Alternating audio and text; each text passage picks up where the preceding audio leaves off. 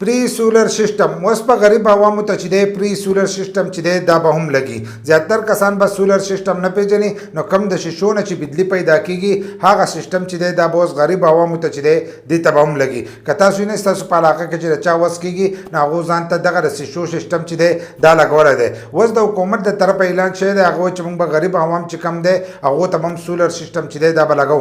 دا د خیبر پختونخواہ وزیر اعلی امین گنڈاپور چې دی د دې اعلان کړی دی. دغه شان که تاسو پنجاب وګورئ نو په پنجاب کې چې دی هم د دې اعلان شو، اوس چې دی په خیبر پختونخوا کې هم د دې اعلان شوی دی چې کم غریب عوام دي هغو ته به موږ سولر سسٹم چې دی دا به لګو. نو په دې کې به کم شیزونه تاسو ته میلاویږي او دا به څومره کورونو ته لګي او دا به څومره وي. نننۍ ویډیو چې دا هغه زموږ د دې په باره کې ده، د هغې لپاره چې دی ویډیو به پوره ګورئ، یو لایک شیر کمنټ چې دی ویډیو له به لازم ورکوئ. نو د خیبر پختونخوا وزیر اعلی امین گنډاپور چې دی هغه دا اعلان کړی دی چې کم زموږ د صوبې غریب عوام دی چې هغو ته موږ سولر سسٹم چې دی دا ولګو چې هغو ته بجلی چې دا ورورسي. که تاسو یې په ځینې علاقو کې ډېر زیات لوډ شیډینګ دی، ځینې داسې علاقې دي چې هغې ته بجلی نه ده رسېدلې، نو وزیر اعلی چې دی هغه دا اوس اعلان کړی دی چې کومو کسانو ته بجلی نه رسېدلې یا په کومو علاقو کې د بجلی مسلې بار پکې مسلې لوډ شیډینګ پکې ډېر زیات دي، نو هغه غریب عوامو ته چې دی هغو ته به سولر سسٹم لګي. نو په دې سولر سسٹم کې چې دی څه څیزونه چې دي هغه به تاسو له درکوي،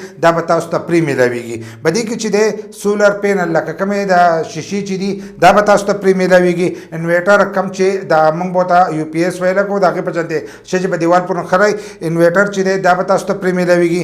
دغه شانتې وایرنګ چې کم دی دا به تاسو ته سره هم پرې میلاویږي او له دې سره به تاسو له پنکې چې دي دا به هم درکوي. که ستاسو په کور کې پنکې نه وي نو دغه پنکې چې دي دا به سره هم تاسو ته میلاویږي. دغه شانتې د دې پنکو سره چې دی که ستاسو په کور کې بلپونه نه وي نو بلپونه چې دي دا به سره هم ورکوي. نو دا 5 څیزونه چې دي دا به تاسو ته د دغه سره چې دی دا به درکوي.